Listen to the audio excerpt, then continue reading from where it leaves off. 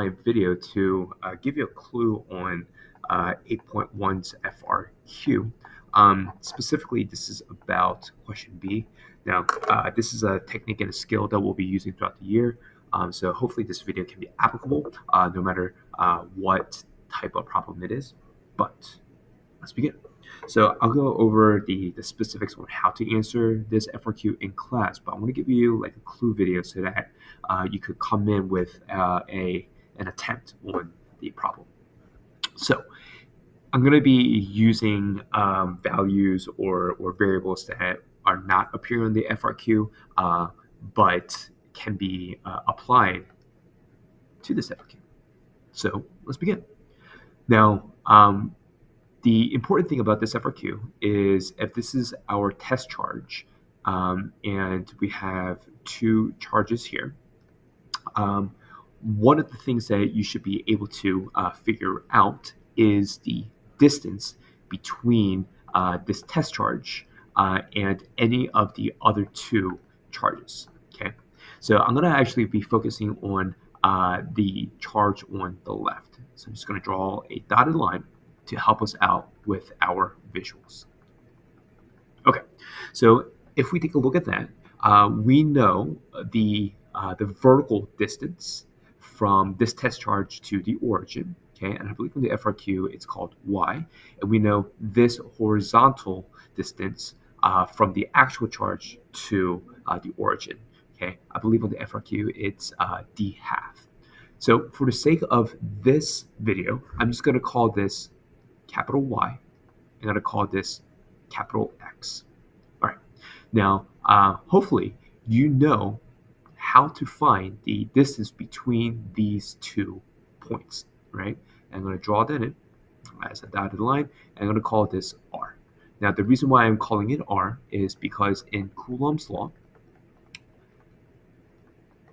R squared, okay, that R is the distance between any 2 points. So if we were to use the Pythagorean theorem, we would find it as y squared plus x squared in the square root of that. Right? So I'm going to just, instead of writing a square root, I'm going to the 1/2 power. Okay. Now, cool thing, the reason why I'm doing it in this notation is when you actually plug it into Coulomb's law, because in Coulomb's law we have r squared, but this distance is the square root, that square root would disappear. Now, here's the important part, and this is, I guess let's do it in a, there we go, galaxy pen, right? So this is a big note. These vectors are for, I'm going to just say delta x, displacement, or like position, or like distance. All right, so what we just did in terms of r, y, and x are vectors for distance, displacement, position, right? It is those vectors.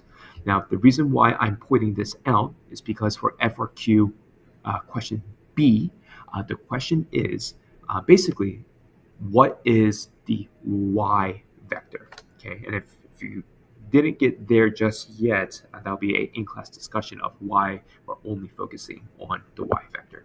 So what I'm going to do is I'm actually going to re-sketch it over here. So charge, charge, charge.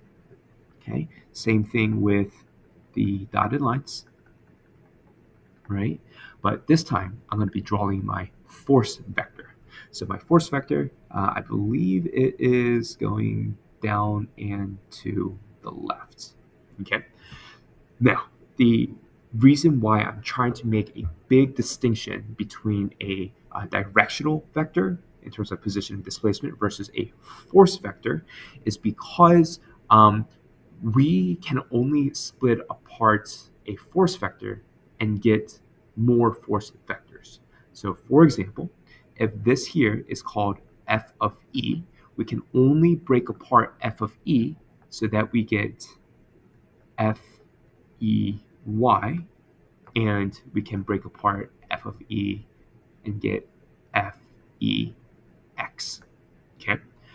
Similarly, over here, what we did is in order to get the resultant vector r, we combined the, I guess, rx, excuse me, that should be ry. We combined ry with rx to get the overall r. So the idea is only similar vectors can be combined together or broken apart, but we have to get the same kind of vector. Okay, so with that out of the way, now comes the math portion of this problem. The cool thing is that even though we have two different kinds of vectors, what you end up with are similar triangles. Okay, meaning that this triangle that I created over here, I'll do my best to highlight it, right? So this triangle here is the same triangle or a similar triangle that is created over here, right there. Okay, in terms of its proportions and its proportions, directions, and ratio. Yeah, proportions. Yeah, proportions. There we go. All right. Now, when we take a look at this, it's important for the next step because the idea is we have all the information for this triangle over here, but we are missing the information when we're looking at the forces. All right. Now, I'm going to scoot this over here. So with that idea, okay, this is what we know. You are now able to find f of e using Coulomb's law. But we don't need f of e, but rather we need f e y. Now, just so you know, in the sake of the FRQ, there's a couple of extra tiny little details that actually matter a lot. I'm just giving you the general overview idea. So we need f e y. Now, back to the idea of similar triangles. In order to go from f of e to f e y, okay, that transformation comes from breaking apart the triangle in terms of sine, cosine, tangent. So let's just say FE is equal to, let's see, K, well, no. Let's just come up with a numerical answer, right? So let's say F of E is equal to 200 newtons. So if we are looking for FEY, we have to be looking at a component of that 200, right? Because that 200 is the hypotenuse, and we only need the y component of that 200. And so if you're taking a look at this and you're thinking along, that must mean that I have to use something of triangles because Mr. Lee keeps on talking about triangles. So you have to create a similar triangle ratio, all right?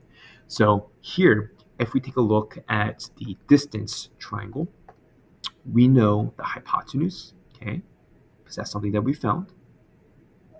And we know that we have to be using this y component, all right?